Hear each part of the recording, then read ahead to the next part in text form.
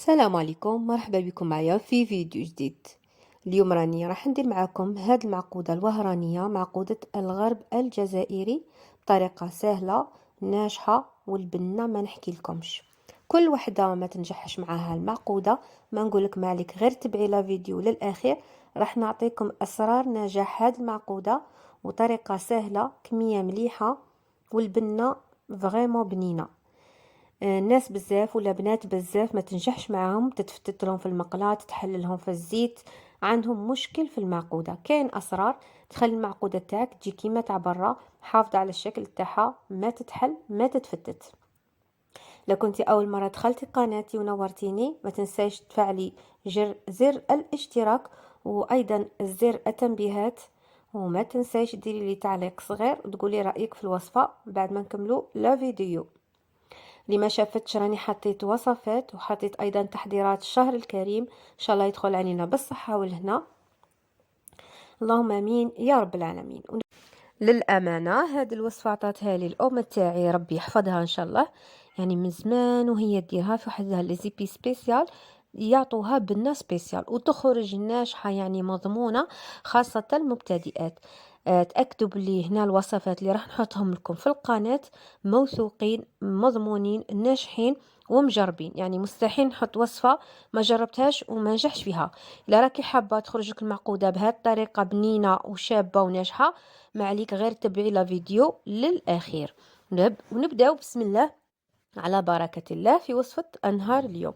هنا البنات أنا كان عندي ربع حبات بطاطا، نوعية هذه تاع البطاطا نوعية بيضاء، كاين اللي تنجح معاهم كاين اللي لا.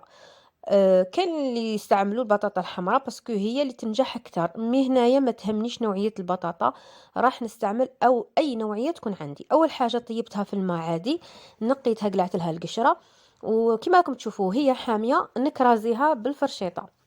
بعد ما كرازيتها مليح بالفرشيطه، ما نستعملوا لا باتور لا ميكسور لا والو، بيدنا فقط. راح نزيد لها المعدنوس، هنا مازالت دافيه معايا، راح نزيد لها كميه تاع الملح، نص مغرف صغيره ملح، نتوما تتحكموا في الذوق.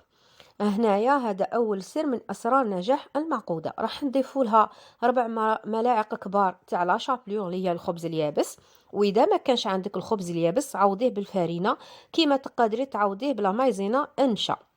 راح نزيد لها التابل هذا خاص، تابل سبيسيال تاع الشاورما.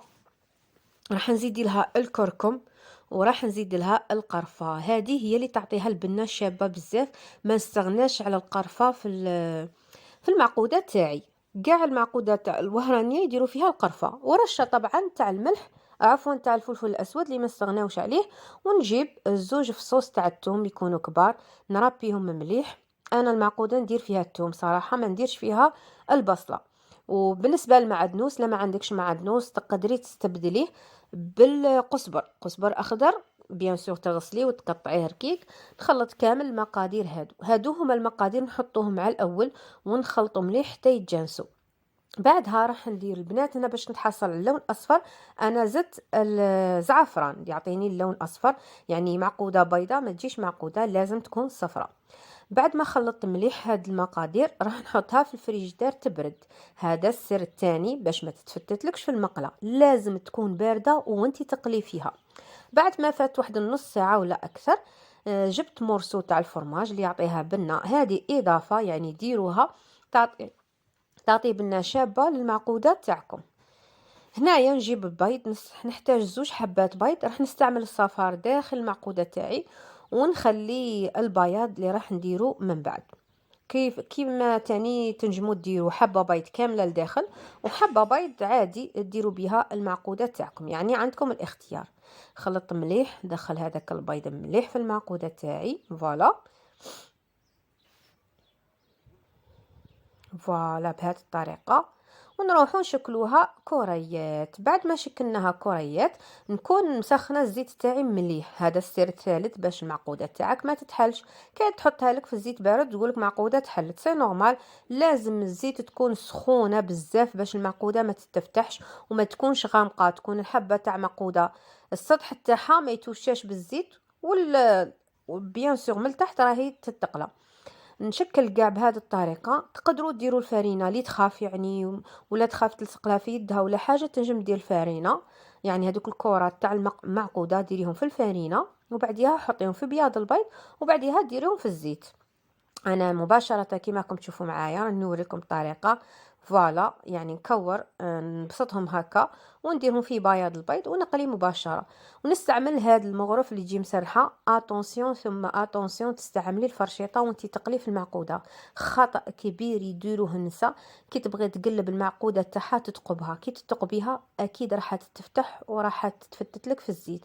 لازم تحركيها يا بهذا المغرف اللي راكم تشوفوا فيها، سينو مغرف زوج مغارف يكونوا نورمال تقلبوا بهم معقوده تاعكم.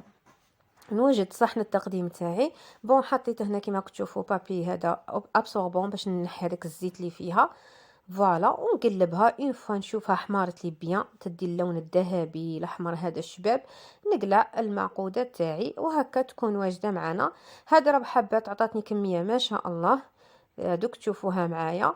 يعني تبعوني وصدقوني، لا طبقتوا كاع النصائح اللي قلتهم لكم في الفيديو راح تنجح معاكم من اول تجربه.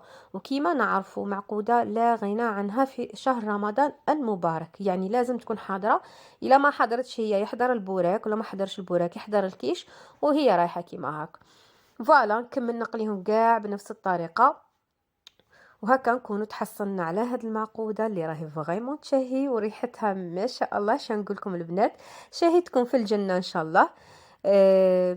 الله يبارك، خرجت معقوده وعليها الكلام. جربوها وقولوا لي في التعليقات رايكم بكل صراحه. الى عجبتكم لا فيديو البنات نقول لكم ما تنساوش هذيك الجام شابه كيما نتوما، ما تنساوش ديروا تعليق صغير، وما تنساوش تبارطاجوا لا غوسات مع حباباتكم وصحاباتكم. ان شاء الله عجبكم لا فيديو تاع نهار اليوم. الى فيديو اخر نقول لكم حباباتي تهلاو في روحتكم ويومكم مبارك، والسلام عليكم ورحمه الله وبركاته.